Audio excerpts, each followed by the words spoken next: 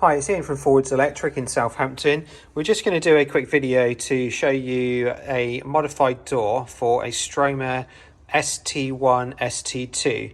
When I say modified, this is the later version of the door, which is an official release from Stromer.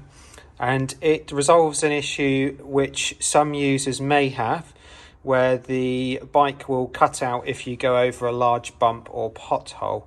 We have some terrible potholes here in the UK, so I was having this particular issue. It only happens sort of a handful of times, but what it does is it shuts the bike down, and then you need to pull over to the side of the road, type in your password again, and then reboot the bike to then carry on your ride. So I'll show you an example of what happens with the older door, and then I'll show you the difference between the two doors and then some other details about it. So the two differences between the doors are highlighted on the instructions. What I will do is I'll just show you what actually happens, and then I'll show you the differences. So I'll pop the battery into the old door, and just for viewers who don't know, this is the door which has come out of our ST2. So it's the bit that would have covered over there, and then your battery slides into it. So that's the door in place.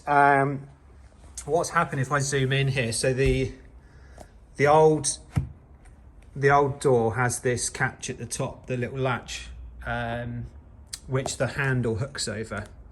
Sorry, the battery handle there hooks over. And what happens, as far as I know, or I can tell, is when you go over a large pothole, the battery has enough space to just lift up and touch there. So because the battery is quite heavy, you go over a bump, flicks up, drops back down, and that's just enough for it to lose connection with the battery connector at the bottom of the battery.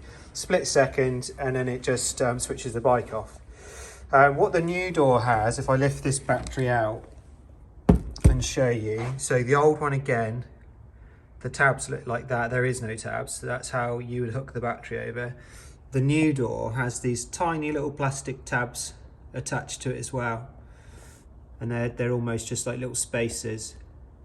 And then what happens with this one, if we pop the battery in place in here, it's quite difficult to do with one hand, of course, because the battery's quite heavy. I'm a cyclist after all. So the new battery would sit up against there, and as you can see, there's space for it to move backwards and forwards. I'll just get it to zoom in. Just trying to hold the camera and do everything at the same time with just one pair of hands. There we go. So there's a tiny bit of space here for it to be able to move, but nowhere near as much. There's more space on this particular one at the moment because, of course, I haven't got the connector in place at the back there. So what I wanted to do is just show you the other modification on the door as well. So what they've done is they now have included this dowel in the hinge, and the old door didn't have the dowel in there. It just had a gap there. And what that meant was when we were reassembling doors, and you've got your cabling coming through the middle here, when we reassembled, it used to be quite tricky, because when you try to put the bolt through, which goes underneath the frame, so I'll show you here, the bolt goes underneath there, and then it would go through into the bike there, and then you'd screw it up. The problem is that when you were going through this section, which is this section here, you can't get to this when you're putting it back together, and the cable used to foul. So what Stromer have done, very simple mod, but it's very well thought out, is they've modified the plastic here slightly. They've put these little grooves in, and then now you can clip in this dowel which comes in the kit. And what that does is when we put this cable back in, when you put this in here, it tells you very clearly on the instructions, so make sure you read the instructions. We'll come to this bit in a second. It tells you to put the cable over the top of the dowel. So that's the dowel, cable up over the top. So if we do that, cable goes over the top of the dowel like it says. Now when we're reassembling, dead easy, slide that in and it's not fouling the cable. So it's only a tiny little thing, but it's super helpful when we're putting the bikes back together if we need to take it out. While I'm talking about the connection, when you do this modification, you've got to be really careful. It's quite easy to put the connector into here the wrong way round. So you could put that in, screw it in, you're looking at this, you're saying, okay, well, the pins are that way round, pins are that way round, I'll put it in like so.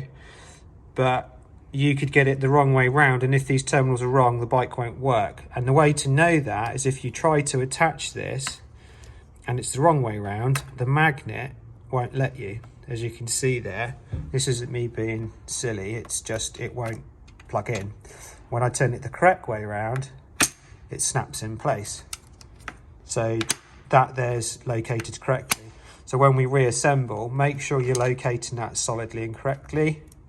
Transfer that over to this side and then put in place, and then screw it in the correct orientation, and then we're all good. This little gasket, it looks like a gasket, it's a bracket. Actually on the picture, it's quite tricky to see how thick it is. But this particular gasket we're going to leave out because it's saying here, leave the spacer out.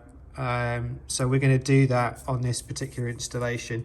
We have tried it both way rounds, and when we tried it with this in, it takes up a tiny bit more space and then just made the battery quite difficult to close the battery door, should I say. So it's quite a hard fit or tight fit. And then when we're trying to open the battery door, so you do your electronic lock on your bike, unlock it from your menu, but then when you try to actually push it out with the button on the side there, excuse how dirty my bike is at the moment, when you press that button it's really hard. So we're leaving that one out, which is it's what it shows here on the instruction anyway. So we got a cable through the correct direction, taken the rubber gasket out. It's clearly not showing a rubber gasket on this instruction, and then we'll whip that back in. So I'll just show you quickly with this connector in there. So I'm just going to hold that in place at the moment. It's quite tricky to do everything one hand. Put the battery in. You can hear it snapping nicely, so I know I've got my connector the right way around. And then now that'll give us a proper indication. So the battery's right down solid on the battery connector, and then that's all the movement we got now. So I'd say a millimetre, which is fantastic. So that's stopping it sort of lifting up and disconnecting. So we'll just put that back together, and then I'll come back and show you that reassembled once it's done.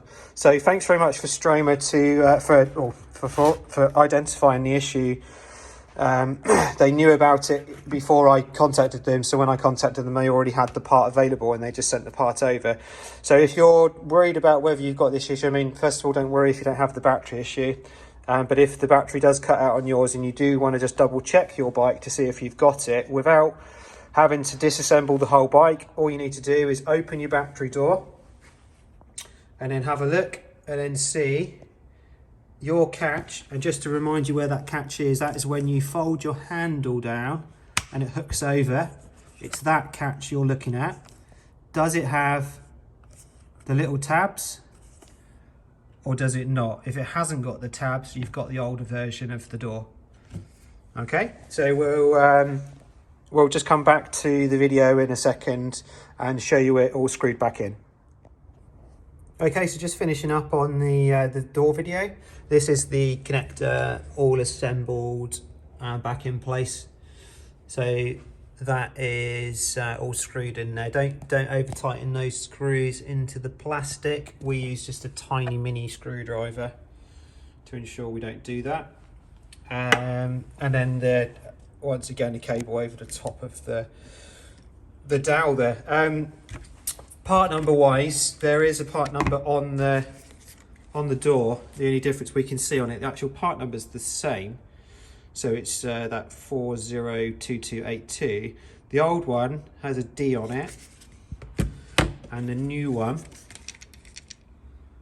on the mould has a G. That's the only difference I can see there. But as I said, it's fairly easy to see. So this one's got the little lines and then the clip there to hold the dowel in. whereas the old one doesn't have that on the inside. It's just smooth. There's no, you can see there's no little latch there. So here we are. That's the new modified door or updated door for the ST1 ST2 fitted back onto our bike. And now we're finding that the disconnect for the battery is working fine now. So when we press this, it just slides out nice and easy. When we had that spacer in there, it wasn't doing that. So that appears to be what the issue was. So that tiny little spacer, which is probably 1 mil thick, was just enough to stop it popping out. Okay, so there we go. Updated door all finished, all back on the bike. We'll just get on to the next few bits we're going to do to this one. I'll just zoom out a bit. So the side door mod, I'll just show you this. We've got no battery in it. And then, as I said in the other video, if you have a quick look at your, zoom in here, if you do check your door to see if you've got it, if you've got these little tabs here, then it means you've got the modification. So it's just those little tabs sticking out, you know you've got the correct door on there. And that one there was just to stop an issue where the battery would disconnect if you were to hit a large pothole. And I did, because there's loads in the UK, and I noticed the issue, contacted Stromer, and Stromer are amazing, and they knew all about it, and then they fired over the door, which was done on warranty for me. Well, we did for warranty, but they just sent us the part. So that's that modification as well.